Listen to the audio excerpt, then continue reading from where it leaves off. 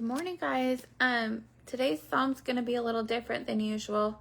We got Psalm 60, and this is literally a lament of defeat that's going on here. And I'm not going to do Psalm 61 today, but the title for Psalm 61 is Lead Me to the Rock, and we're going to get into this now.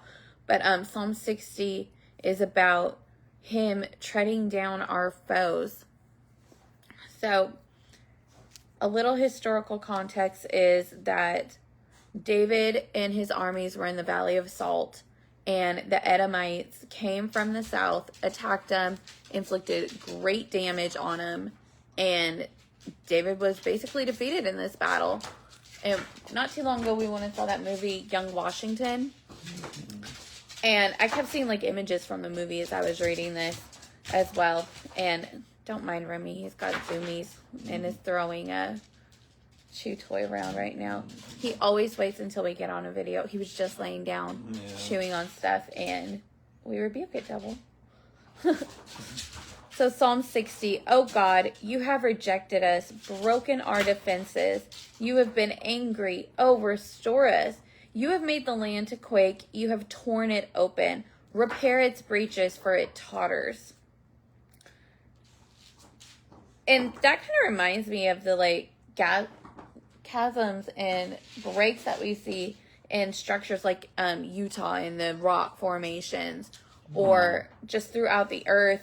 I guess the Grand Canyon would be another big thing of this. You know, it's one of the biggest things that we look at and see of there being breaks in the earth, and literally earthquakes that divide the earth open and make a huge chasm for it. But it says God is going to repair the breaches of it. You have made your people see hard things. You have given us wine to drink that made us stagger. I don't know if they were physically getting drunk here, or basically they were saying we cannot handle what is going on because this is throwing us off a kilter. Which way do you take it? Yeah, or probably both. I think it's like metaphorically. God, in several places in the Bible where God says, I'll give them the cup to drink and make them like a drunken man, and all this stuff. You know, sometimes defeat is part of life, folks. Sometimes we go through things and we did things in our own strength, or we did the wrong thing, or whatever it was, and we just have those moments where we have to be like David here and say, you know what, Lord, we're in a season, we're in a moment, and we're looking to you in that moment. The Lord is a God of restoration. So. Right. And that's part of like the God that restores the breaches. He restores everything in our life. And not even that I had done something wrong yesterday, but I was just exhausted mentally, physically. I was in bed at 7:00 last night. I couldn't fall asleep because I was so tired. But we do have these times that we are just exhausted. And, the next verse, in verse 4, it says, you have set up a banner for those who fear you, that they may flee to it from the bow. And so I was looking this up, and anytime I see the word banner, I think of Jehovah Nissi. The Lord is our banner. So I looked it up, and the Hebrew word here was nes. And this is the root word for Nissi. Yeah.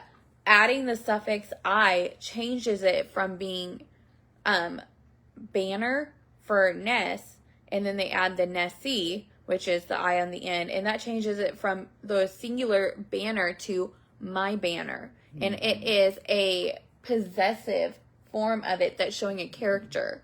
And we see this in Exodus 17:15, where it says that he is Jehovah Nissi. He is the Lord, our banner. And when you look up banner, it's like a flagpole, is what it's representing. It's this flagpole and this symbol.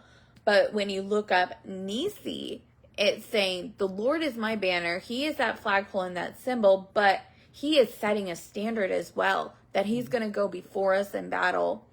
A lot of times when you see pictures of people in battle, you'll see them there's a person in the front line and they've got that flag carrying it, kind of proclaiming who it is that's coming to fight you. Right. But we have Jehovah Nissi, who is our banner, who's standing there in front of us on that front line, protecting us. That's right. And then where it says that they may flee to it from the bow. And that's a metaphor of the bow of a ship. You know, they're coming from the bow of the ship and fleeing to God because he is our banner and he is going to keep us. He's going to protect us.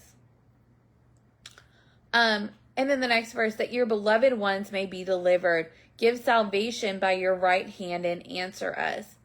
Here is where it comes back to Jehovah Nissi, the banner that's going before us, that's fighting for us and everything. And saying, I'm not going to leave you alone. I'm going to restore you. I'm going to be your salvation. What is the name of God for the Lord is my salvation? Well, salvation is Yeshua. I can't think of what it, like Sabaoth or, I can't think of the right word now. It starts with an S. Where's your phone? It's similar to Sabbath. Shavuot is the Lord of hosts. Or not Shavuot. It's too early, folks. Look it up real quick. It starts with an S. It's like Sabaoth or something. I can't remember this early either. Then it says, God has spoken in his holiness. With exultation, I will divide up Shechem and portion out the vale of Succoth. What's Succoth? Succoth was... Is that like Succoth? Sukkot. Oh, not the same thing. You know what Sukkot is? And so it's one of the first stations that they went to from Egypt. That just says Yahweh Yeshuati. Okay. Succoth. Yeah, Get back. Sukkot. Go back to Succoth. Yeah, that's where they dwelt in tents. It's, we celebrate Sukkot to the Feast of Tabernacles. Okay, so what is the Vale of Succoth? You didn't explain that. The Vale of Succoth. Well, that's a place that's one of their. So he's going to talk here about Gilead, Manasseh, Ephraim. So that's one of the first stations that they, whenever they came out of Egypt. So it's a landmark. It's a landmark of their deliverance. Yeah. And then it says, "I will divide up Shechem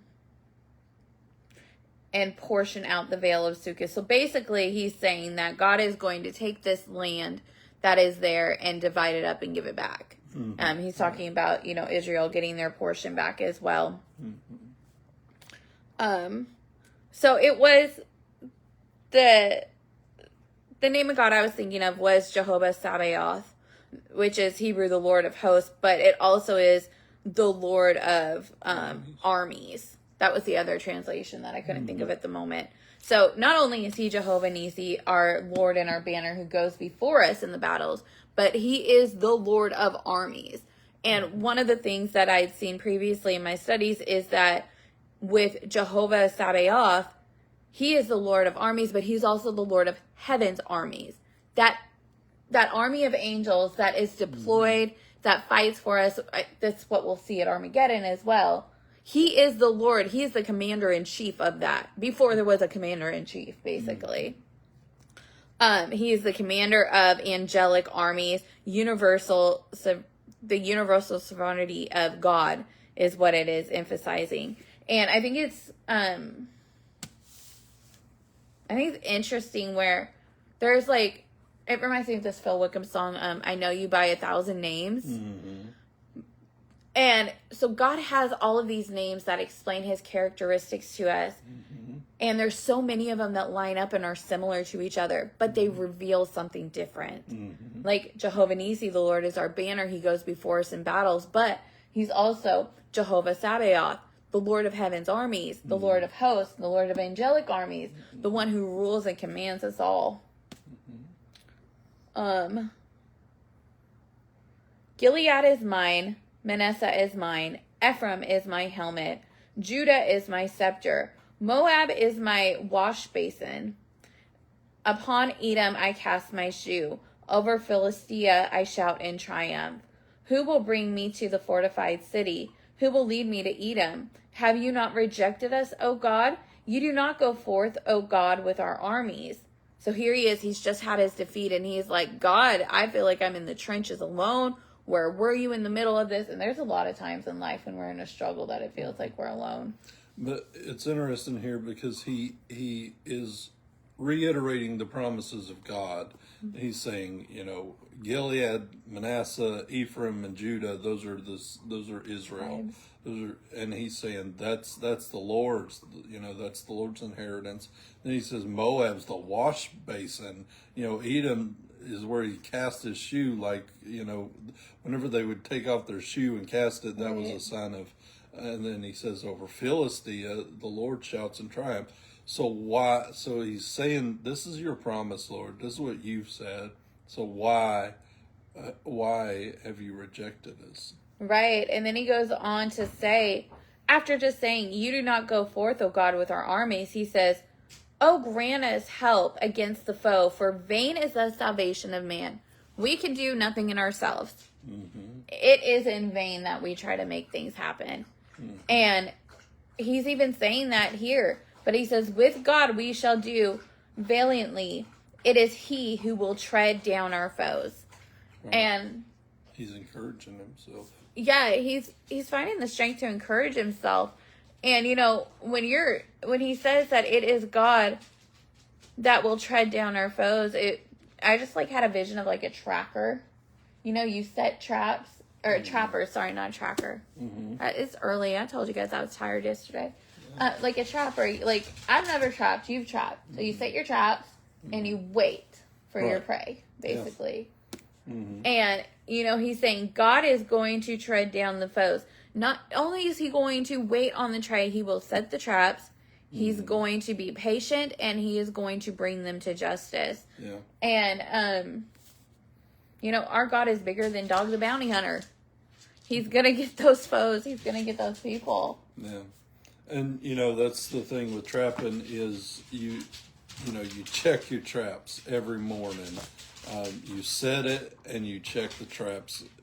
And, the way that we would do it is we would find the path of the animal that the animal would go down, the path, that they trod, and then set that trap. And, animals, they migrate, they go back and forth, and they don't always go to the same place all the time. And so you have to be patient and you have to wait. And the Lord has promised that he has set a trap for the enemy. He is going to win. But the Lord is playing, long chess.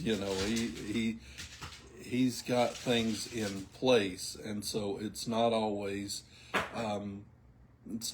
when and where and all that you think that it's going to be. But we can encourage ourselves even after a defeat like that. We can encourage ourselves the promises of God and encourage. I think it's one of the great things about David is that he encouraged himself in the Lord.